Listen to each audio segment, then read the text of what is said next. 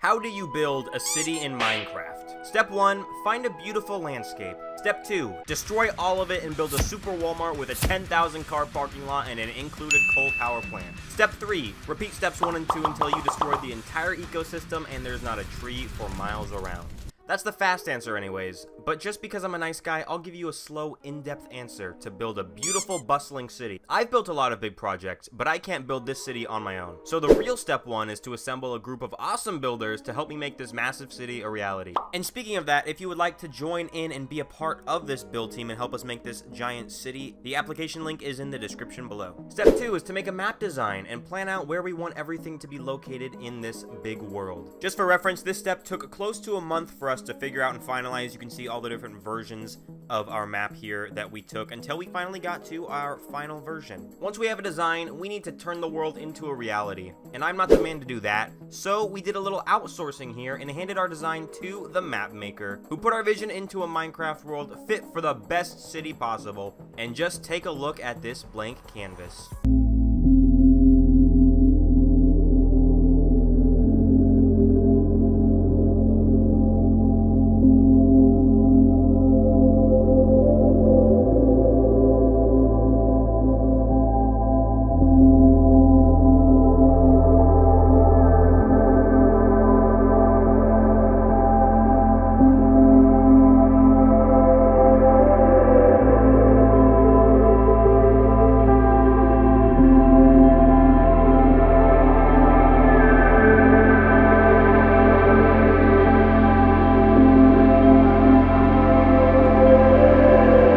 I could watch these cinematics all day long, but we don't have time for that because we have a city to build. Let's get started, why don't we? Here we go, getting started transforming this beautiful world into a concrete jungle. It all starts with a basic blueprint, and for a giant city, this is a pretty giant blueprint. What you can see happening right now is basically we are mapping out the grid pattern for the downtown area of the city.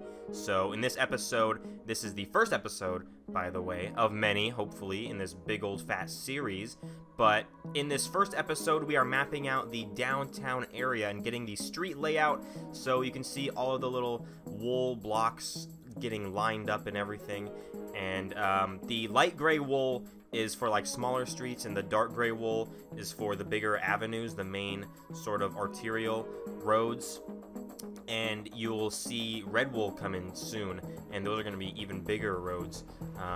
So there's that. But here we are just mapping out a bunch of roadways, and here I am detailing the roadways and getting in the actual road lines, markings, all that fun basic stuff set up. And also, it's not just me. Like I said, I have a whole build team together to make this thing happen, because this is way too big of a build for me to do on my own.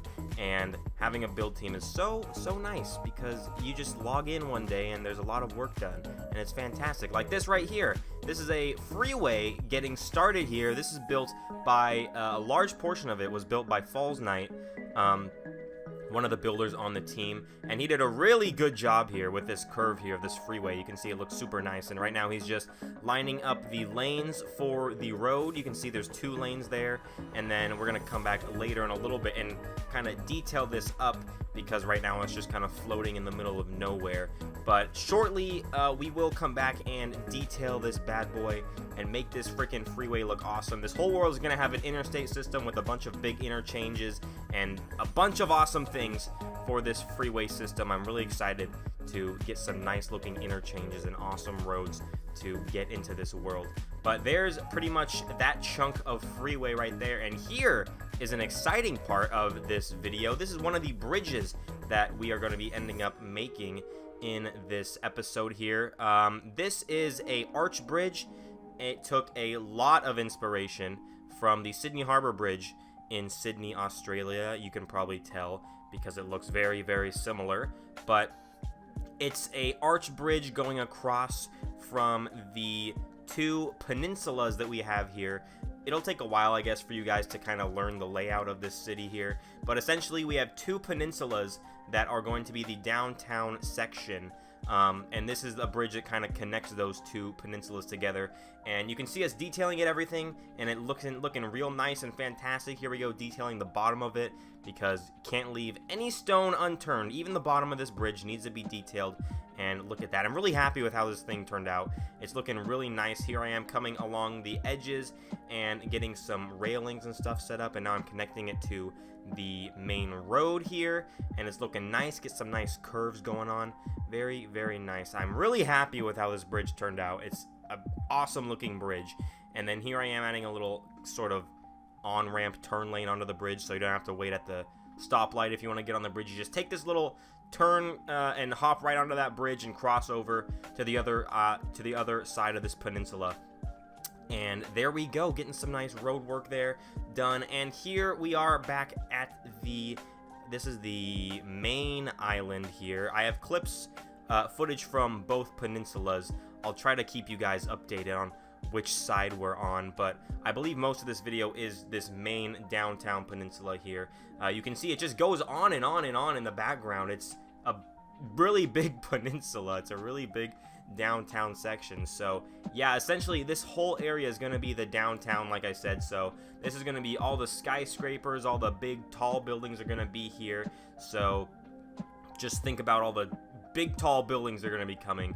And a little spoiler alert, I plan on having that being next episode. So if you want to see a bunch of big skyscrapers and awesome designs be built, hit that freaking subscribe button, because you're not going to want to miss this. I'm already looking at people's skyscrapers they're designing on the server, and they're looking pretty freaking cool. So I'm excited to see how it turns out.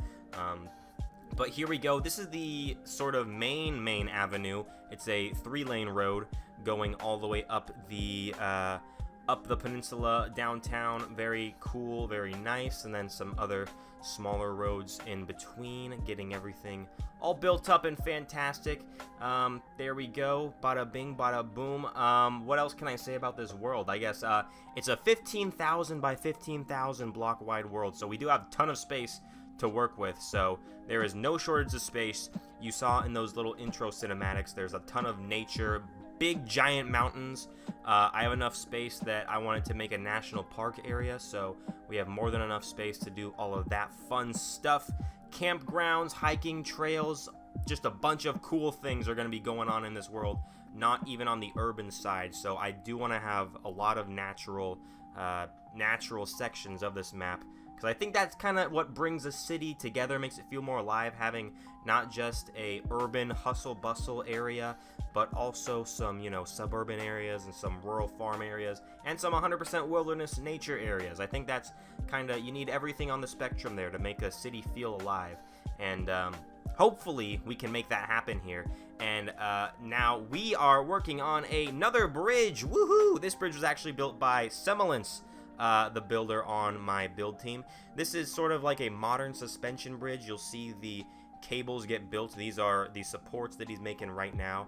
And you can also see in the middle of the road there is a red lane, and what that lane is actually going to be is we decided we wanted to set up a streetcar system in our downtown section of the city. So that is actually a lane for the streetcar to travel across the bridge between one side of the downtown to the other. So in a few minutes you'll see me starting to set up the streetcar tracks all across downtown.